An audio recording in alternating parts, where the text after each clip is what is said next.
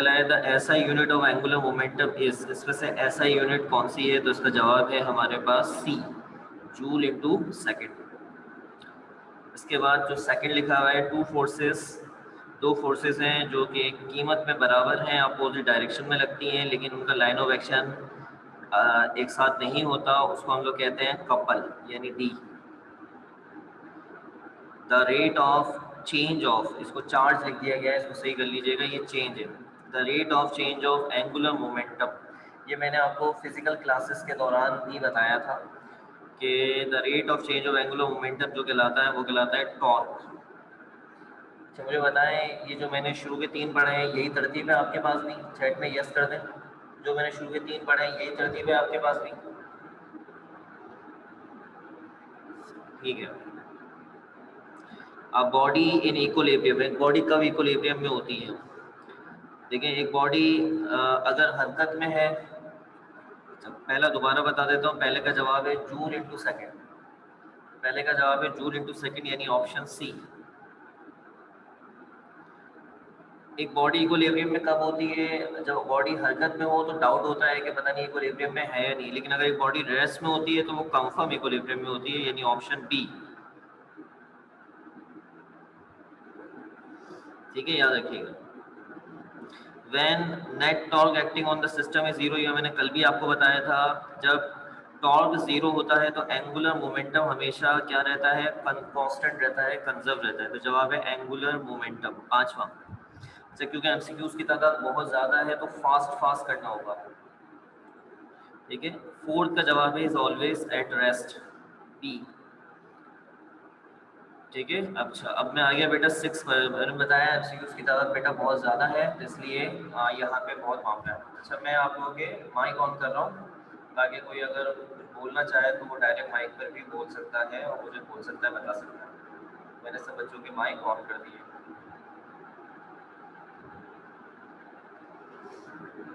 अब जिसको ज़रूरत हो तो अपना माइक खोलकर बात कर सकता है। अब हम बात कर रहे हैं every point on the rotating body has the same. जब कोई ऑब्जेक्ट दायरे में घूमता है तो याद रखें उसकी अगर हम एंगुलर वेलोसिटी निकालें दायरे के अंदर, तो हर पॉइंट की दायरे में एंगुलर वेलोसिटी हमेशा क्या होती है? सेम होती है। ठीक है, तो इसका जवाब क्या है? Angular velocity. 6 का जवाब है एंगुलर वेलोसिटी। वो फिजिकल क्वांटिटी जो कि एंगुलर एक्सेलरेशन पैदा करती है उसे टॉर्क कहते हैं, उसे टॉर्क कहते हैं। Angular momentum of a particle conserve होता है कब? जब net torque acting on the particle is zero, यानी ऑप्शन ए।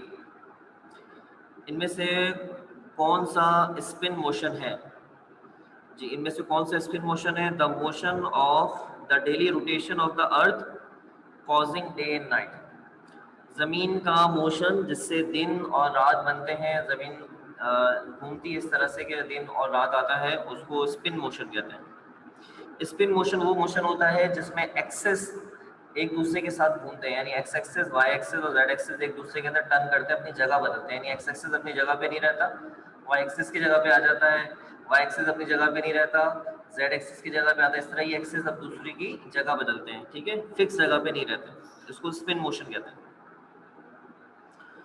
अच्छा, the angular momentum of a particle changes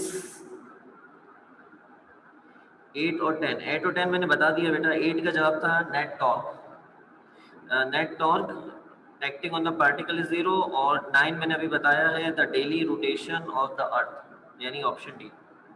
ठीक है, अच्छा मैं बार बार यहाँ जो स्क्रीन है कौन सी जिसके ऊपर आप लोगों को कैमरे से नजर आ रहे हैं, उस पर मैं आपकी चैट को नहीं पढ़ पाऊंगा क्योंकि मैं इस वक्त मोबाइल से मोबाइल में मेरे पास फाइल मौजूद है, तो मैं उससे पढ़कर एमसी उसके जवाब बता रहा हूँ, इसलिए मैं बार बार नहीं देख पाऊंगा। इसलिए मैंने माइक सबके ऑन कर दिए हैं, तो इसलिए कोई भी बात हो तो आप माइक के जरिए मुझे फटाफट रिप्लाई करें।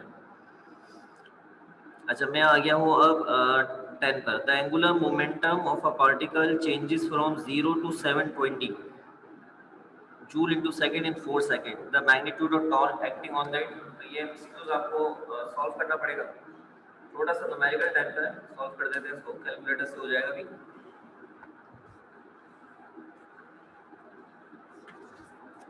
ये फॉर्मूला है हमारे पास टॉर्क निकालने का, torque is equal to dl divided by dt, ये फॉर्मूला होता है।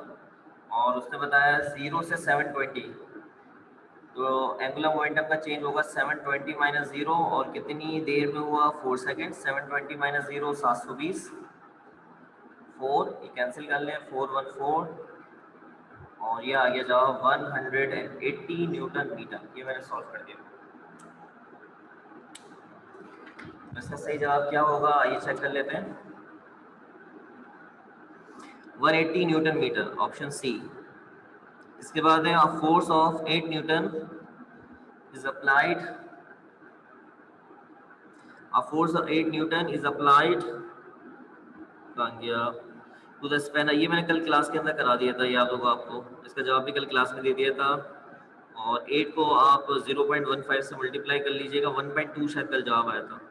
और टॉर्क इज मैक्सिमम, ये भी कल क्लास में बता दिया था। टॉर्क मैक्सिमम कब होता है, जब परपेंडिकुलर टू मोमेंट आर्म, यानी option C. The ratio of SI unit of angular momentum linear momentum, ये भी कल बता दिया था आपको, और वो था जूल पर न्यूटन, ऑप्शन डी। 13वां, the physical quantity which tends to rotate a body, वो फिजिकल क्वांटिटी जो ऑब्जेक्ट को घुमाती है वो होती है बेटा टॉर्क भी और मोमेंट ऑफ फोर्स। ये टॉर्क और मोमेंट ऑफ फोर्स जानबूझ के 2 दफा लिखा गया कंफ्यूज करने के लिए। इसका जवाब है both A and B. Mathematical expression इनमें से टॉर्क का कौन सा होगा, तो पहला वाला जवाब भी सही है, दूसरा भी सही है। इसका मतलब है both A and B. Torque की ऐसा यूनिट कौन सी होती है, newton metre. Perpendicular distance axis और रोटेशन से लेकर फोर्स तक कहलाता है मूवमेंट आर्म, यानी ऑप्शन ए।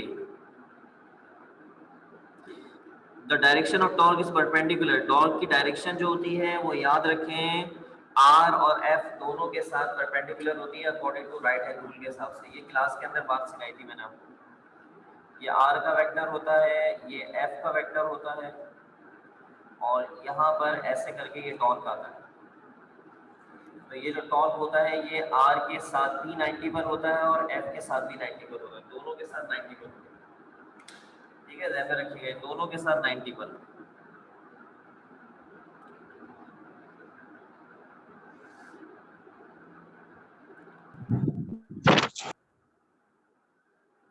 कौन सा वाले पे था, 18वें पे था। अच्छा, when two equal but opposite parallel forces acting to different points, इसका नाम है कपल।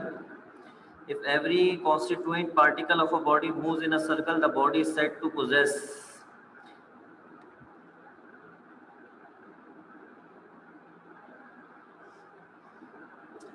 अच्छा देखिए, इसके अंदर जो जवाब है वो ट्रांसलेटरी मोशन है। इसका ट्रांसलेटरी मोशन की डेफिनेशन है, ये अगर काफी डिटेल से बतानी पड़ेगी यहाँ पे, इसलिए मैं इसका डायरेक्ट जवाब भी बता रहा हूँ।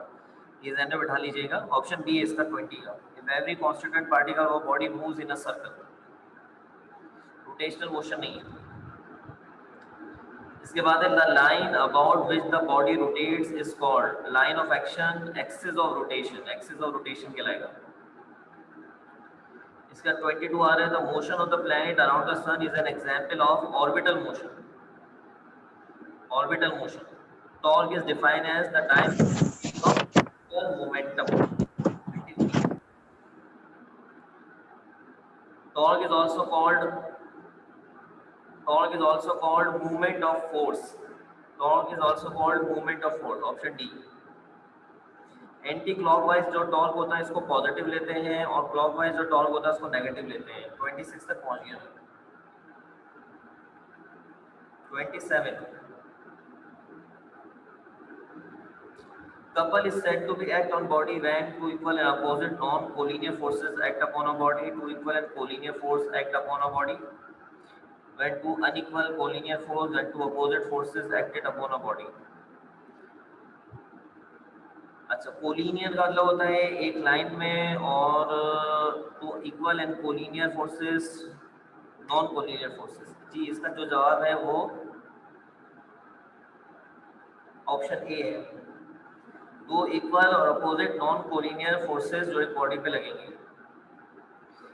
The centre of gravity is the point, ये वाला जो है एमसीक्यूज आप कट कर दें क्योंकि ये रिड्यूस सिलेबस के हिसाब से मैच नहीं कर रहा। ठीक है। वैसे इसका जवाब जो है वो वेट है, वेट में टिक लगा दें, लेकिन ये रिड्यूस सिलेबस में नहीं है। इसका सेंटर ऑफ मास,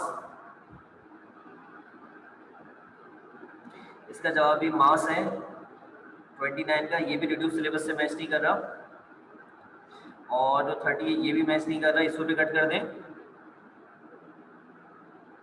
सर ये हमारे में ना नंबरिंग आगे पीछे हुई है। जो आपने 12 बात है ना, तो हमारे बीच में 2 एक्स्ट्रा भी दिए हैं।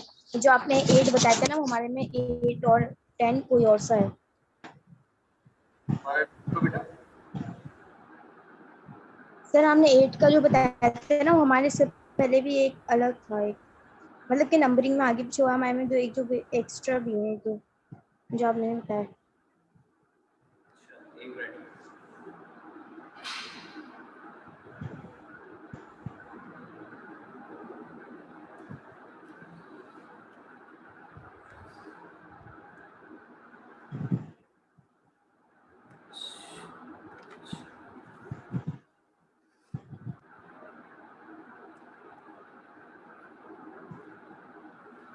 अच्छा भाई, ये मुझे जरा थोड़ा सा कंफर्म करें कि ये जो तरतीब मेरी नंबर्स की चल रही है, तरतीब बिल्कुल सही चल रही है आप लोगों को?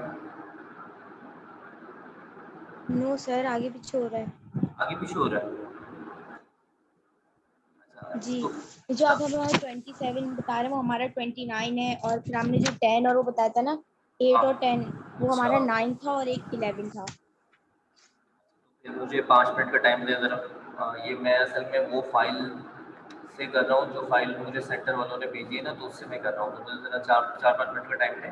मैं ज़रा सेंटर से जो है ना अपनी नेट टेस्ट किट की फिजिकल फाइल लेकर आता हूँ, ठीक है? वेट करें 2-4 मिनट।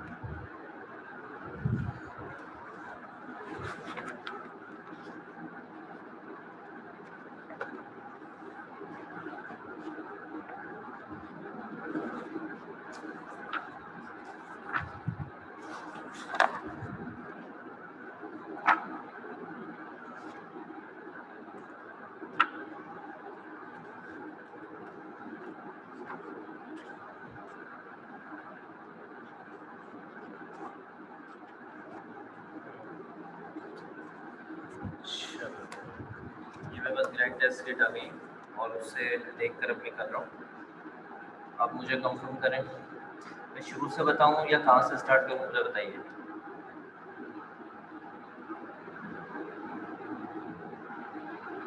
सर बता दें एक दफा शुरू से, क्योंकि आगे पीछे हो गया था ना नंबर। देख लें भाई, ठीक है। थोड़ा सा तेज तेज बताऊंगा, कुछ आगे पीछे हो तो मुझे बता दीजिएगा। The SI unit of angular momentum is joule into second, two forces which are equal. इसका जवाब जो है वो कपल है। The rate of change of angular momentum जो कहलाता है वो टॉर्क कहलाता है। नंबर 4, बॉडी इक्विलिब्रियम में is always at rest when the net torque acting on the system is zero.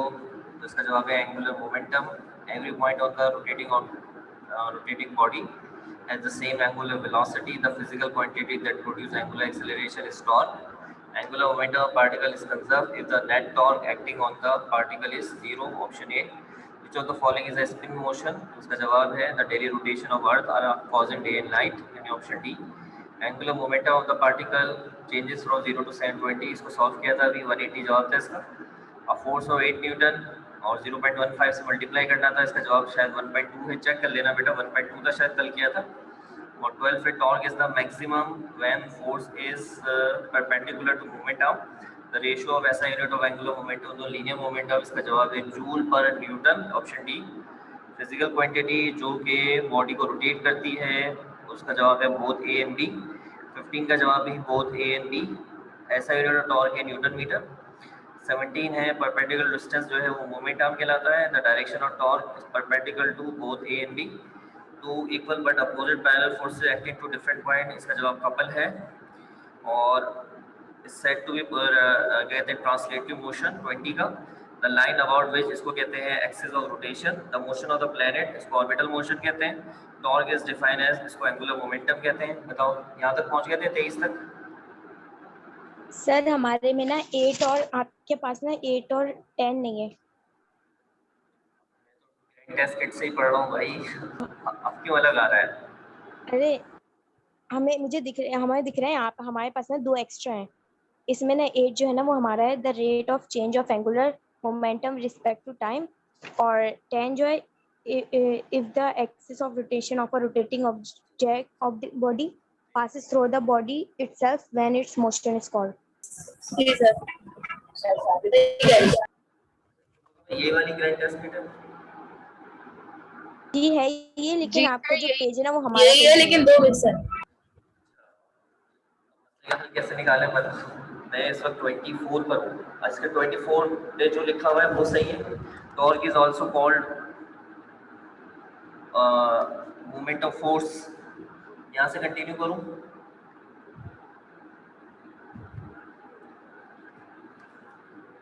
Numbering आगे सर ये हमारा 26 है. यस सर, नंबरिंग आगे पीछे हुई है. आगे पीछे हुई है और इसके आगे वाला जो है मैं पढ़ता हूँ वो बताएं. आई नहीं आगे 2-3-4 पढ़ देता हूँ. वो तरतीब से सही पढ़ने में अगर आ रहे हैं ठीक है, मैं समझ गया. अब मैं जो आगे के जो पढ़ रहा हूँ अगर वो तरतीब से पढ़ने में सही आ रहे हैं तो इसका मतलब है बस वो शायद 1-2 इजाफी वहाँ पर आ गए और यहाँ नहीं आए. और वो है कन्वेंशनली एंटी क्लॉकवाइज और इसके बाद है कन्वेंशनली क्लॉकवाइज. यही है तरतीब से. Yes sir. Yes sir. जी यही है. अब यहाँ से पढ़ना शुरू कर रहा हूँ. कन्वेंशनली एंटी क्लॉकवाइज टॉर्क जो है वो पॉजिटिव होता है. क्लॉकवाइज टॉर्क जो होता है वो नेगेटिव होता है.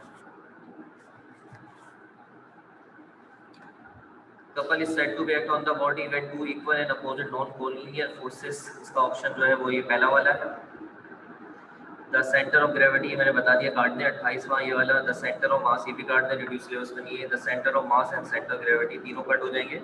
वैसे इसका जवाब जो है वो सेंटर ऑफ ग्रेविटी का वेट है, सेंटर ऑफ मास का मास है. और इसका है the body is in constant gravitational field. ये इसका जवाब है. वैसे ये तीनों कट चुके हैं क्योंकि ये तीनों रिड्यूस लेवल्स में नहीं है, इसलिए आप ना देखें इनको please. If the net torque acting on the body is 0, then the body is said to be in rotational equilibrium.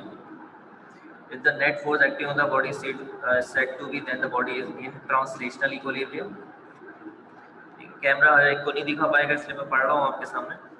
For a body to be in complete equilibrium, following condition should be satisfied. इसका जवाब क्या है? Both A and B. 33 का. A body is at rest or moving with uniform velocity, then the body is said to be in equilibrium. ठीक है, सिर्फ equilibrium. All the bodies in equilibrium do not possess any acceleration. The equilibrium in which a body is at rest is said to be in static equilibrium. The equilibrium in which body is in uniform motion is dynamic equilibrium. A body lying on a horizontal table is ये वाला आपका उसमें नहीं है. Static equilibrium लिख सकते हैं इसके अंदर. Static equilibrium. The jumping of a paratrooper is an example of dynamic equilibrium. There are dash states of equilibrium. ये एमसीक्यूज जो है स्टेट्स वाला ये मैट्रिक क्लास का है. इसमें फर्स्ट ईयर करिए. फर्स्ट ईयर में स्टेट्स ऑफ इक्विलिब्रियम के बारे में बातचीत नहीं की गई, इसलिए there are dash states of equilibrium ये वाला एमसीक्यूज आप काट सकते हैं. जवाब 3 है इसका। A body is disturbed and return back, काट दें, 41 काट दें, 42 भी काट दें। अब फिर इसका जवाब जो है ओरिजिनल पोजीशन में वापस आ जाए, इसको स्टेबल कहते हैं, ना आ सके तो इसको अनस्टेबल कहते हैं। और the cross product of position vector and linear momentum ये बराबर होता है एंगुलर मोमेंटम के। Mathematical form of angular momentum इनमें से कौन सा है? Both A and B. 44 ठीक है। According to law of conservation of angular momentum अगर कोई टॉर्क नहीं लगेगा तो रिमेन कांस्टेंट। 45 तक पहुंच के मैं रुक चुका हूँ, यहाँ तक सब बच्चे ओके कर दें। Yes sir. ठीक है, बाकी बच्चे भी जल्दी से।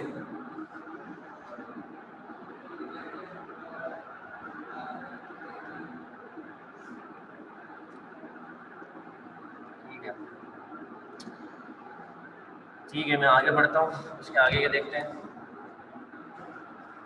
46 एंगुलर मोमेंटम 45 तो हो गया। 46 angular momentum is a vector quantity. Angular momentum of body about a fixed axis conserve if its velocity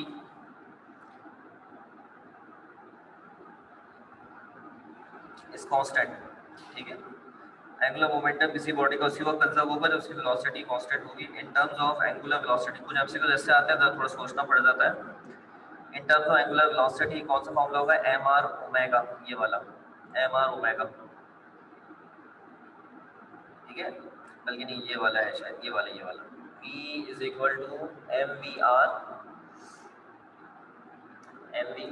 और v को खोल देते हैं r ओमेगा। हाँ ये वाला बेटा, सॉरी ए ऑप्शन है mr स्क्वायर, ये स्क्वायर लगा हुआ है mr स्क्वायर, ये वाला।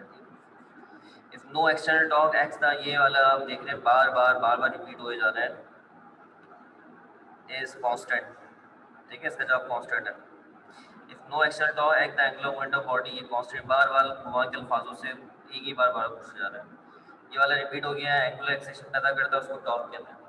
ये 50 तक पहुंच चुके हैं, यानी अपने मेरे हिसाब से 50 तक पहुंच चुके हैं और आप लोग 2 नंबर आगे चले हैं।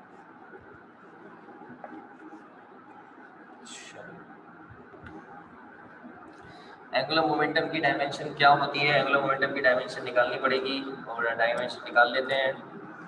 एंगुलर मोमेंटम का फॉर्मूला होता है हमारे पास mvr, m की होती है मास, वेलोसिटी की होती है lt -1 और r की होती है l, मल्टीप्लाई करेंगे ml स्क्वायर t -1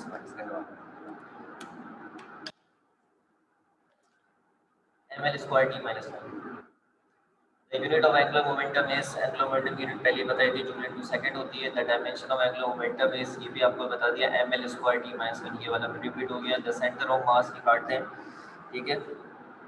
और अगर इसका जवाब फिर भी चाहते हैं तो इसका जवाब ये होता है coincide with the centre of gravity in a uniform gravitational field. ये रिड्यूस सिलेबस में नहीं है।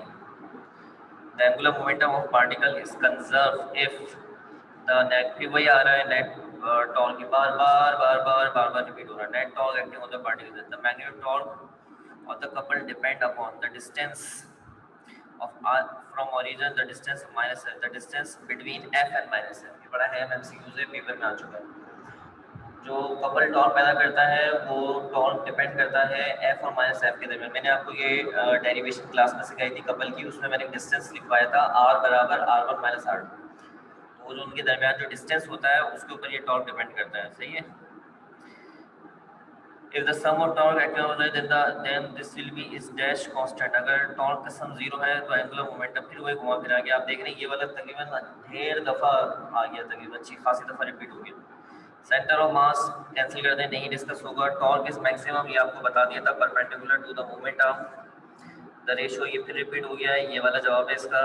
ये फिर दोबारा से देखिए वही वाला रिपीट हो गया है, बहुत सारे रिपीट हो रहे हैं। वो पॉइंट जो मोशन को डिस्क्राइब करता है उसको सेंटर ऑफ मास कहते हैं, याद रखिएगा। ये वाला भी कोई फायदा नहीं है, नहीं डिस्कस होगा क्योंकि ये आपके रिव्यू सिलेबस में नहीं है। 2 फोर्सेस बराबर है, फिर वही रिपीट हो गया। कपल बहुत ज़्यादा रिपीटेड है इसके अंदर और उनमें से सबसे ज़्यादा एक ही रिपीट हुआ है एंगुलर मोमेंटम के कंजर्व वाला। ठीक है, बाकी जो इसका सवाल सब दिए हैं उनको अच्छी तरह से देख लीजिएगा। चैप्टर नंबर 7 की तरफ बढ़ेंगे अब से ठीक 2 मिनट के बाद, यानी ठीक 2 मिनट के बाद चैप्टर नंबर 7 की तरफ आ रहे हैं। चैप्टर नंबर 7 के एमसीक्यूज भी अच्छे खासे हैं, 18 है। जब तक आप चैप्टर 7 के एमसीक्यूज देखें और जो आपको उसमें समझ में आता है 2 मिनट के अंदर उन पर टिक लगा लें। सर हमारे पास ना ये वाले 80 हैं, 63 है ना आपके पास, हमारे पास 80 दिए हैं चैप्टर 5 के। वो ज़्यादातर उसके अंदर होंगे ना, रिपीटेड होंगे, आप उन्हें चेक कर लो और कोई मेरे पास मुश्किल वाली बात नहीं है, ठीक है। सही है। अच्छे खासे तकरीबन मैंने तुम लोगों को 63 करा दिए ना, बहुत है भाई। बाकी थोड़े बहुत चेक लो और कोई गड़बड़ हो तो उसके आगे की तस्वीर खींच के मुझे सेंड कर देना। मैं वैसे ये सेंटर वालों के इल्म में ले आता हूँ कि भाई ये क्या गड़बड़ है, कि मुझे अभी जो कॉपी सेंटर वालों ने दी है निकाल के, इसमें 63 है और आपके पास 83 है। अब मेरे पास चैप्टर नंबर 7 के 89 है, आप लोगों के पास कितने हैं?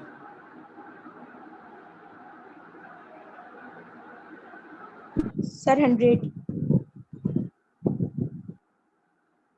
चलो 1 से 2 मिनट का गैप है, उसके अंदर जरा इनको देख लो अच्छी तरह से, ठीक है। चैप्टर नंबर 7 2 मिनट का दोबारा क्लास कंटिन्यू करते हैं।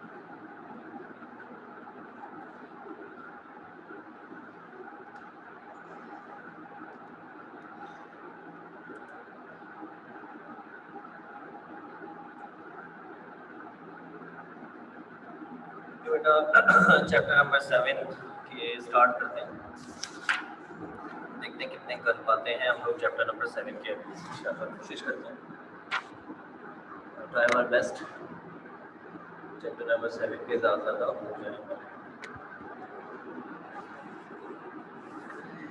अच्छा, if the velocity of a body is double, यहाँ से स्टार्ट सही हो रहा है? जी sir. Velocity of the body is double and the mass is reduced to 1/4, हमने कल आपको बता दिया, तो इसका जवाब है kinetic energy will remain same. The dot product of force and velocity is power. और इसके अलावा है एक वेट लिफ्टर है, 500 जूल की एनर्जी खर्च करता है लोड उठाने में 2 सेकंड में, उसका पावर क्या होगा? 500 को 2 से बस डिवाइड कर दें, जवाब आएगा 250 watt. Kilowatt hour is the unit of energy. If mass and speed both are double the kinetic energy will be. Mass भी डबल हो जाए और स्पीड भी डबल हो जाए तो बेटा इसका जवाब और इसका एमसीक्यूज का आंसर देने का सबसे आसान तरीका क्या है, मैं आपको जवाब दे दूँ। ये जो भी नंबर बता रहा है, जैसे मास की वैल्यू बता रहा है वो नंबर ले लें, और जो वेलोसिटी की वैल्यू बताया उसका स्क्वायर करके लेके उन्हें सॉल्व कर लें।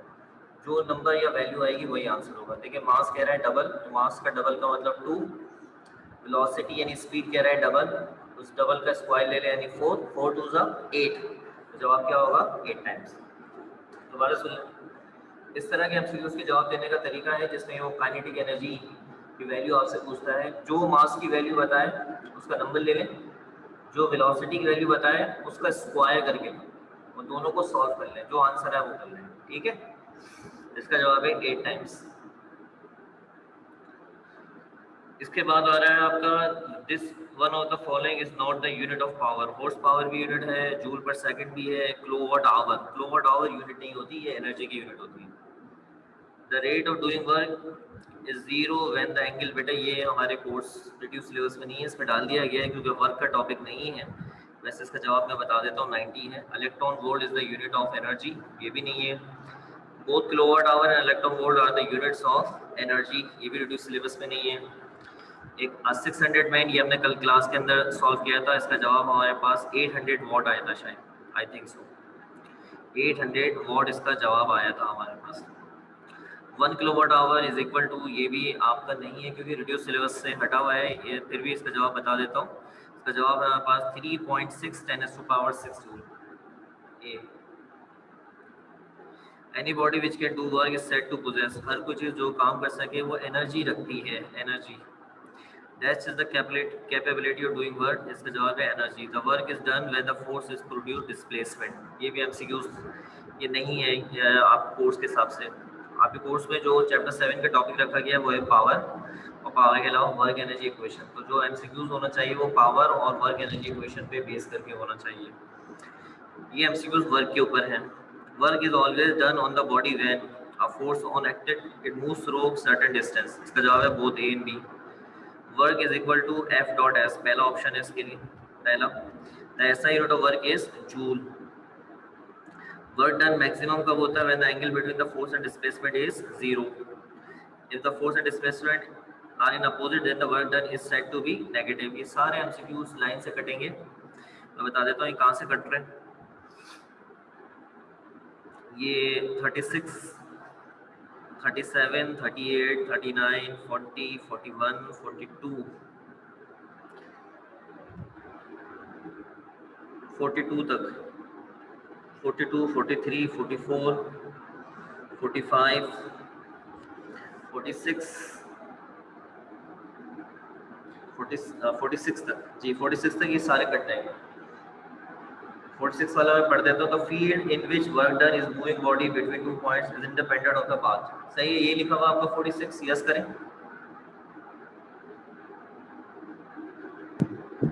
Yes, sir. यहाँ तक ये सारे कट गए, ये कटे हैं 36 से लेकर, 36 से लेकर ये 46 तक सारे कट गए, सब out of reduce syllabus.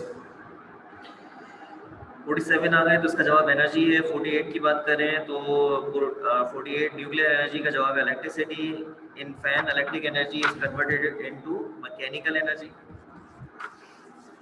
Wind mill transfer wind energy into mechanical energy. 50 का 1 मेगा जूल 10 की पावर 6 के बराबर होता है। That energy possessed by the body by the virtue of its configuration, इसका जवाब है potential. 52 dash energy is directly proportional to the dash of the body. इस तरह दो डैश करके पेपर में डिस्कस नहीं होते, एक आध कोई सिंगल बनकर आ जाता है, लेकिन बहरहाल चेक करने के लिए सही है। कौन सी चीज डायरेक्टली प्रोपोर्शनल है उसके साथ? तो उसका जवाब है potential energy. Potential energy height के साथ डायरेक्टली प्रोपोर्शनल होती है, ये वाला नहीं हो सकता क्योंकि kinetic energy square of the velocity के साथ डायरेक्टली प्रोपोर्शनल होता है। तो इसका जवाब बी है। If the height of the body is double, the potential energy will also be double, वो भी डबल हो जाएगी, ज़ाहिर सी बात है, बॉडी के साथ हाइट के साथ डायरेक्टली प्रोपोर्शनल होती है। The energy due to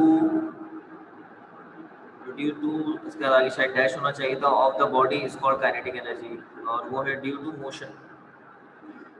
kinetic energy is directly proportional to the square of the velocity, square of the velocity of the body.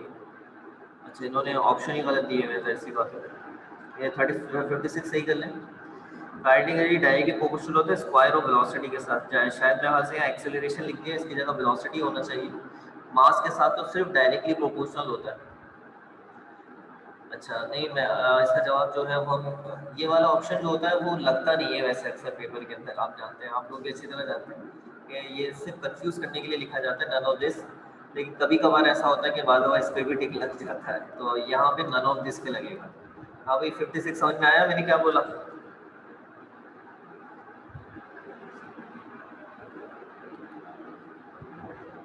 Yes sir. Square of the velocity के साथ velocity होता है, लेकिन उनमें से कोई भी नहीं है, इसलिए नन ऑफ दिस। 57 की बात कर लें। 57 है, if the velocity of the body is increased by the 3 times, its kinetic energy will be increased।